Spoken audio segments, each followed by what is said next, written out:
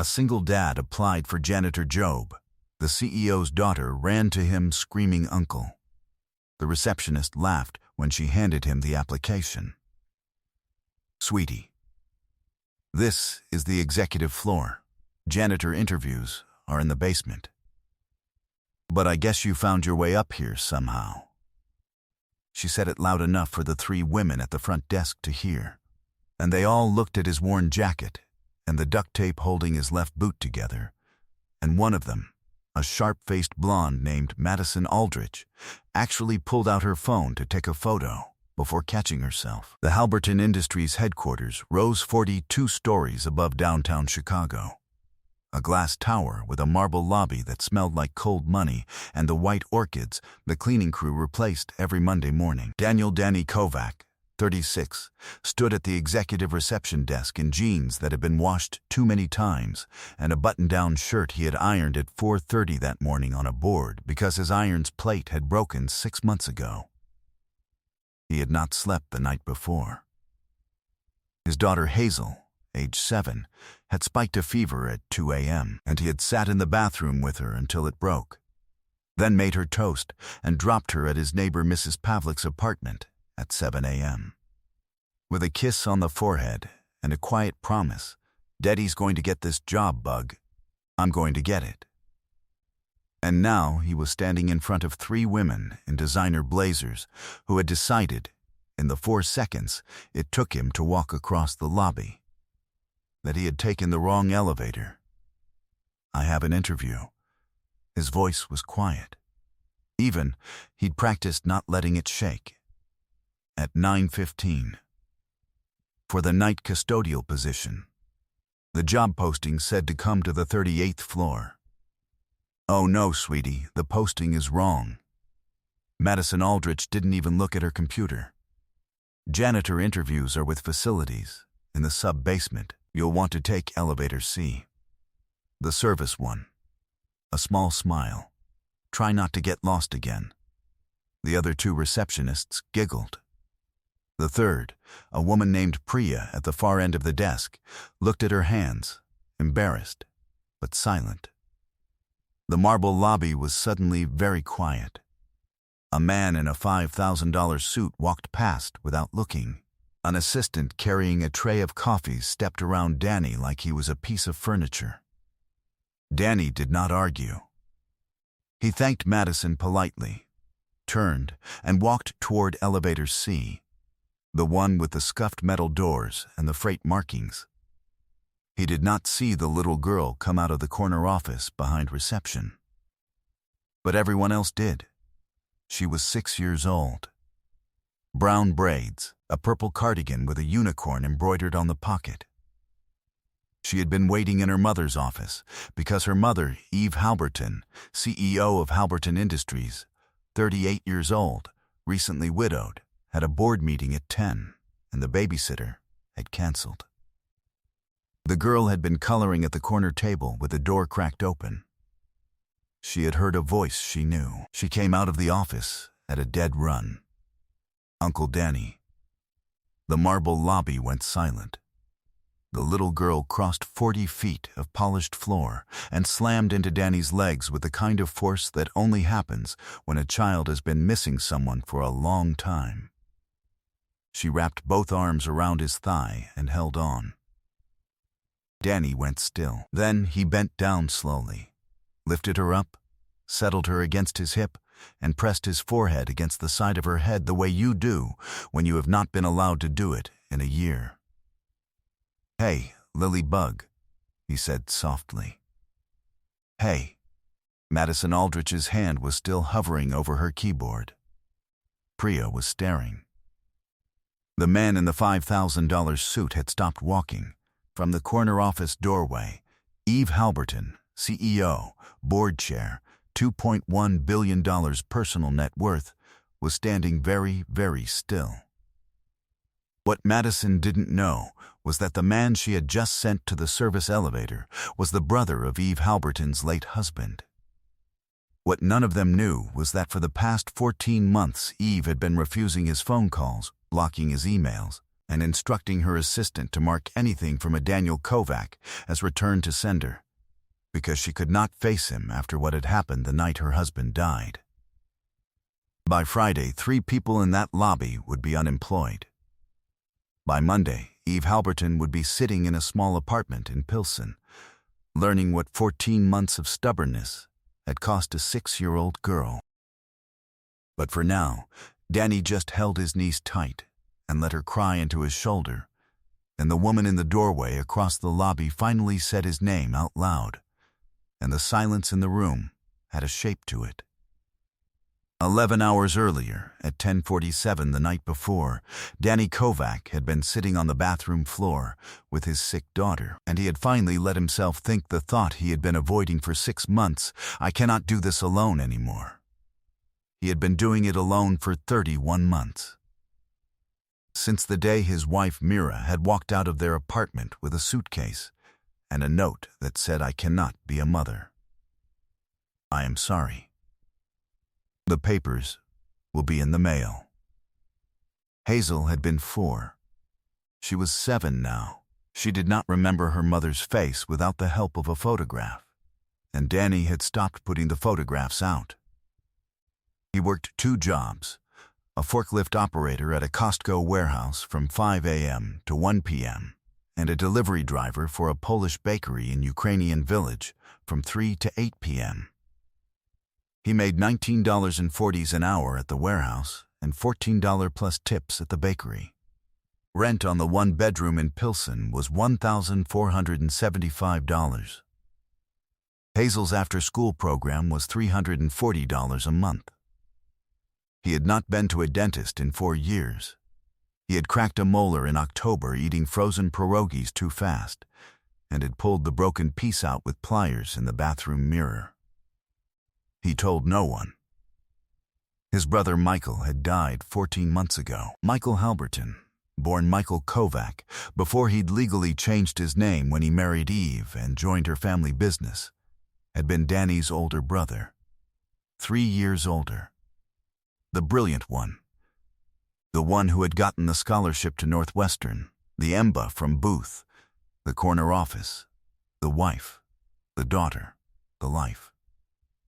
Danny had stayed in Pilsen. Danny had worked with his hands. They had been close anyway. Different lives, same blood, Michael used to say. They'd had dinner once a week, Michael and Eve and Lily and Danny and Hazel, every Sunday, for 6 years. Then one night in September, 14 months ago, Michael had called Danny at 11 p.m., saying he was driving home from a board dinner downtown and didn't feel right. Lightheaded, chest tight. Could Danny meet him at the parking garage on Wacker? Michael didn't want to scare Eve by calling her. He was probably just tired. Danny had said yes. Danny had said, "I'm leaving now. Don't drive. Sit in the car. I'm coming." Danny had been 40 minutes late. His Civic had broken down on I-90. He had run 2 miles in dress shoes from the side of the highway after he gave up on the engine. By the time he had reached the parking garage, his brother had been dead in the driver's seat of the Lexus for 19 minutes. Massive heart attack. The coroner had told them, gently, that nothing could have saved him at that point. Even if you had been there, Mr. Kovac, even if you had been in the passenger seat, there was nothing. Eve had not believed the coroner.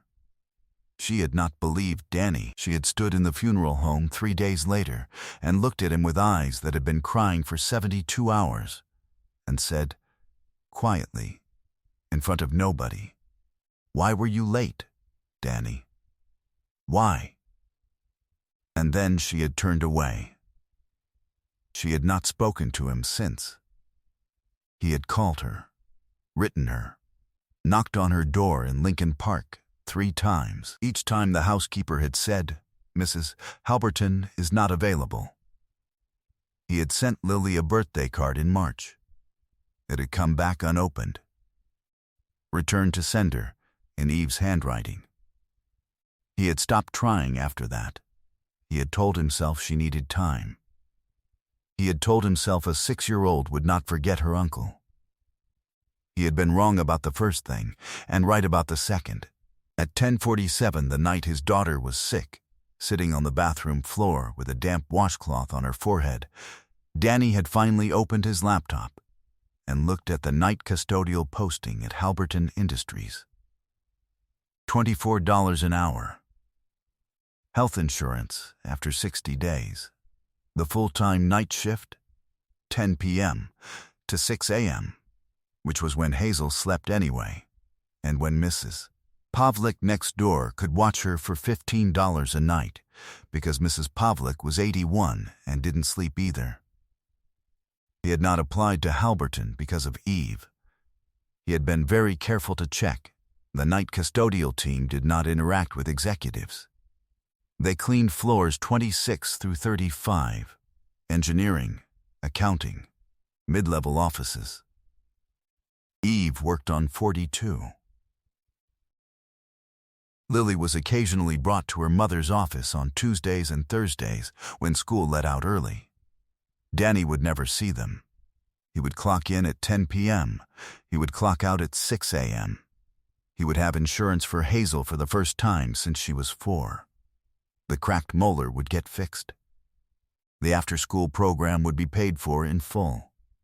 He had applied at 11:14 p.m. He had received a same-day callback at 11:51. Automated system, but encouraging. Interview at 9:15 a.m. Please come to the 38th floor reception. Ask for facilities coordinator. He had ironed his shirt on a board. He had practiced the questions in the mirror. He had not slept. And then a woman named Madison Aldrich had taken one look at him and decided he was a problem to be redirected. And a 6-year-old girl named Lily Halberton had come around a corner and seen the only adult male in her life who had ever read her Charlotte's Web in funny voices.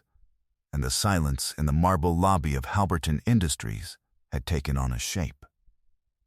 Eve Halberton crossed the lobby in 8 steps. She was wearing a navy suit and small pearl earrings and the gold wedding band she had not taken off, and she stopped 6 feet from Danny and Lily and did not say anything for a long moment, because she could not. Lily had her face buried in Danny's neck and was sobbing. Not the dramatic sobbing of an upset child, but the deeper, thinner crying of a child who has missed someone for a long time and is finally allowed to be sad about it. Danny had one hand on the back of his niece's head and the other tucked under her legs, supporting her weight. And he was looking at Eve with the same calm, exhausted face he had worn at the funeral home 14 months earlier. He didn't say hello. He didn't say, "I came for a job." He just said, "Hey, Evie." Eve's mouth opened, closed. She glanced at Madison Aldrich, who had gone the color of old paper, and at Priya, who was now openly crying at her end of the reception desk for reasons she could not have explained, and at the man in the $5,000 suit, who had quietly turned and walked into a stairwell because he understood that he was about to witness something that was not his. "Lily," Eve said softly. "Honey, come to Mama for a second." Lily shook her head against Danny's neck. No, Uncle Danny was gone. Eve closed her eyes. She opened them. "Danny, Her voice broke. She put a hand on the marble counter. "Will you come to my office, please?" He hesitated. "I have an interview at 9:15. Custodial, I know." Eve looked at Madison Aldrich, and Madison Aldrich shrank physically. "I know exactly which interview you have. Please, come to my office." He nodded once. He shifted Lily so she could keep her arms around his neck. He followed his sister-in-law across the lobby, and Madison Aldrich's hand was shaking so hard on her keyboard that she could not type. And Priya, at the other end of the desk, picked up her phone and texted her boyfriend a single sentence.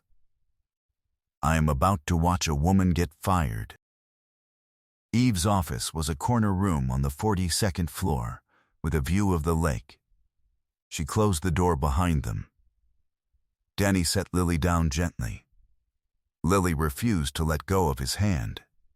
The three of them stood in the middle of the office like people who had forgotten the choreography of being a family.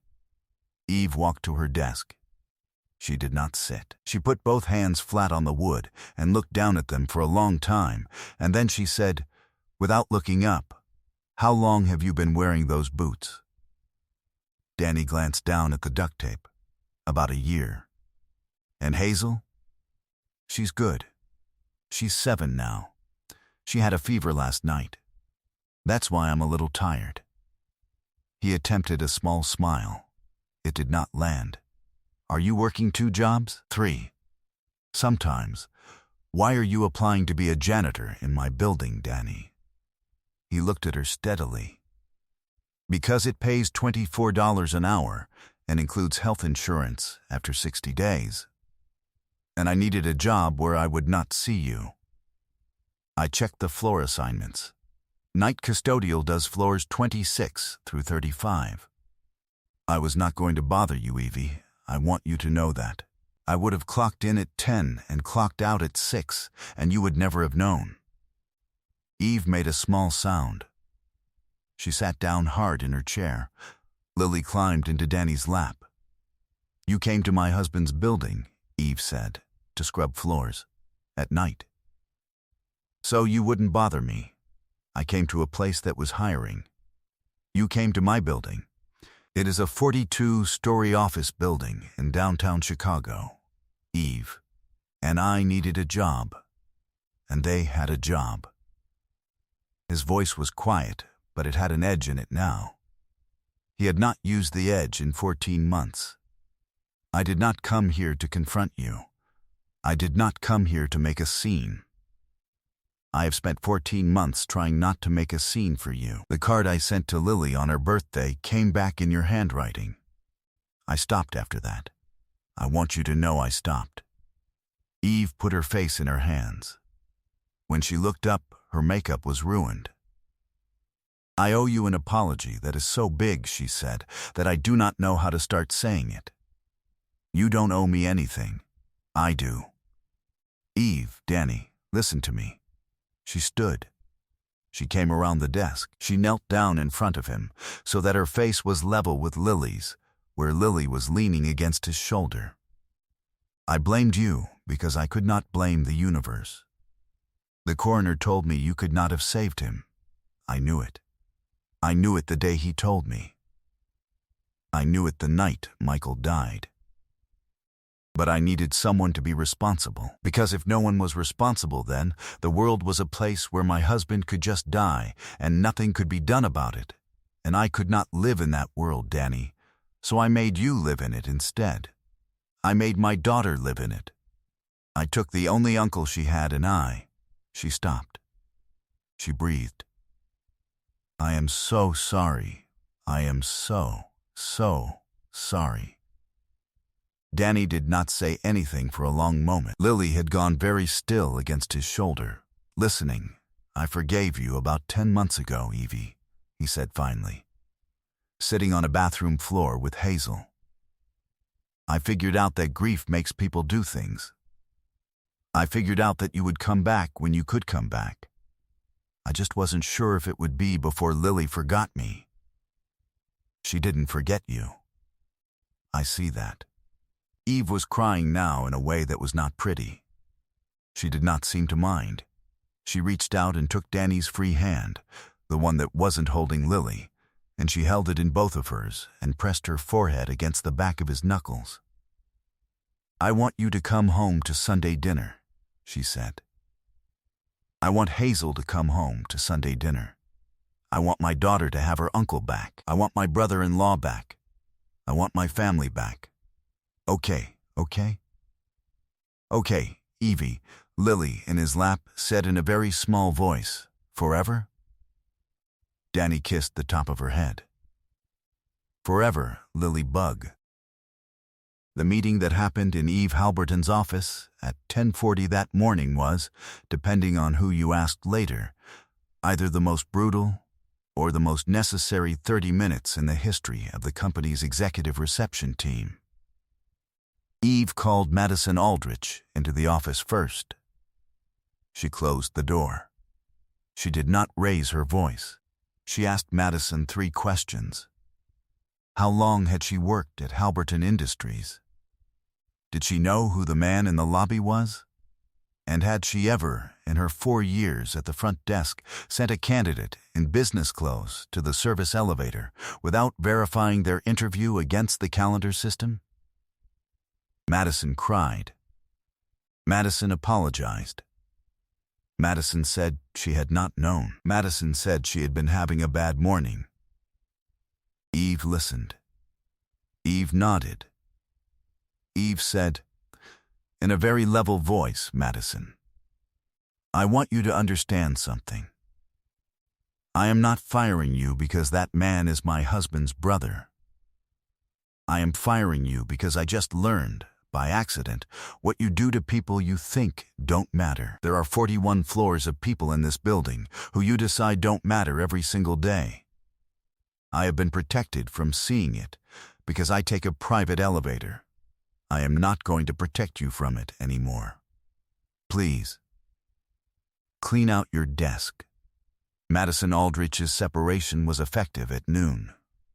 Her replacement, a quiet, observant young woman named Priya Patel from the other end of the reception desk, was promoted to lead receptionist with a $14,000 raise that afternoon. The third receptionist, a woman named Brittany, who had giggled along with Madison, was put on a 30-day performance improvement plan that included a mandatory bias training and a written apology, which she completed, and which was, by all accounts, sincere. She kept her job.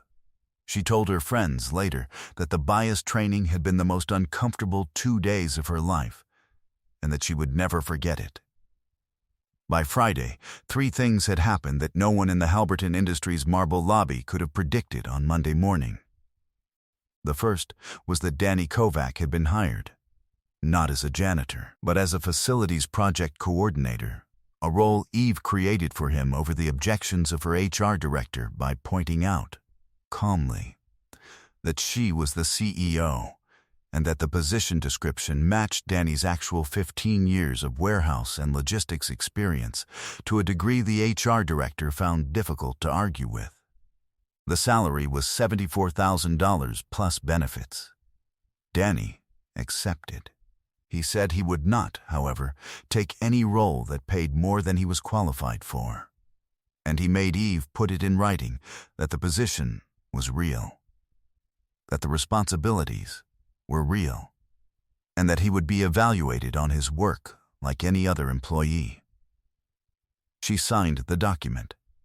She framed his copy. The second was that Eve Halberton drove to a 1-bedroom apartment in Pilsen on Saturday morning with a 6-year-old in the back seat. And she sat at a small kitchen table while a 7-year-old named Hazel showed Lily her collection of pressed leaves, and she watched her brother-in-law make grilled cheese sandwiches on a stove with 1 working burner. And she went home that night and cried for 2 hours, and then called her contractor and asked, very politely, whether the small carriage house behind her property in Lincoln Park, currently used for storage, could be converted into a livable 2-bedroom apartment by the end of the calendar year. The contractor said it could. Eve offered it to Danny, rent-free, for as long as he wanted it. Danny said no. He thanked her. He said Hazel had friends in Pilsen and Mrs. Pavlik next door and a school she liked. Eve said okay. Eve said she understood. Eve asked if she could come for dinner on Sundays. Danny said yes. The third thing was that Madison Aldrich found out, by trying to interview at 3 other Chicago firms over the next 2 months, that the executive assistant community in Chicago is smaller and more interconnected than she had ever realized, and that her behavior at the front desk on a Wednesday morning in November had become, through no formal whisper network, simply through the natural way these stories travel, known. She did not get the next 3 jobs she applied for. She eventually took a position at a small accounting firm in Naperville at a 60% pay cut. She told her therapist 2 years later that she still thought about the morning every day. and that what she remembered most was not the firing, but the way the little girl had said Uncle Danny was gone, and the way she had said it as though she had been waiting a long time to be allowed to say it out loud. 6 months later. Sunday dinner at Eve Halberton's house in Lincoln Park had become a fixed thing. Danny brought Hazel. Eve cooked badly, and Danny finished what she started well. The girls, Hazel and Lily, 7 and 6, now closer than sisters because they had been kept apart and had decided, with the ferocity of children, that they were never going to be kept apart again, built forts in the living room out of every couch cushion in the house. Sometimes Eve's parents came. Sometimes Danny's neighbor Mrs. Pavlik came, and Eve sent her home with leftovers wrapped in foil. Danny had been promoted twice at Halberton Industries. He was now a senior facilities manager. He had earned the promotions. The HR director, who had initially objected to his hire, had become one of his strongest advocates. Danny had health insurance. Danny had a 401k. Danny had taken Hazel to a real dentist who had told her she had beautiful teeth and given her a sticker. Danny had bought new boots. On a Sunday evening in May, with the windows open and the lilacs in Eve's garden in full bloom, Lily Halberton, age 7, came up to Danny in the kitchen and tugged on his sleeve. "Uncle Danny," she said, "can I ask you something?" "Anything, Lilybug." "When Mama wouldn't let me see you, and you didn't come to my birthday, did you still love me?" He set down the wooden spoon. He knelt down to her level. He put both hands on her small shoulders. "Every single day, kid. Every single day for 14 months. I just wasn't allowed to tell you." She nodded slowly, processing this with the seriousness of a child who has waited a long time to ask. Then she leaned forward and wrapped both her arms around his neck and held on.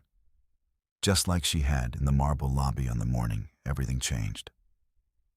"Don't go away again," she whispered. "Okay?" "I won't, Lilybug." "Promise." "Promise." From the doorway of the kitchen, holding 2 glasses of wine, Eve Halberton watched her brother-in-law hold her daughter.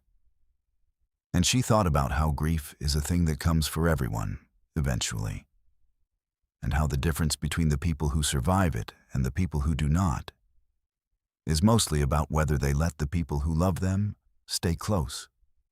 She had almost gotten it wrong. She had almost cost her daughter the only uncle she had. She had almost cost herself the only piece of her husband she had left. She walked into the kitchen and handed Danny a glass of wine. He stood up. Lily stayed pressed against his leg. The 3 of them looked at each other. "Sunday dinner," Eve said quietly. "Same time next week?" "Same time next week," Danny said.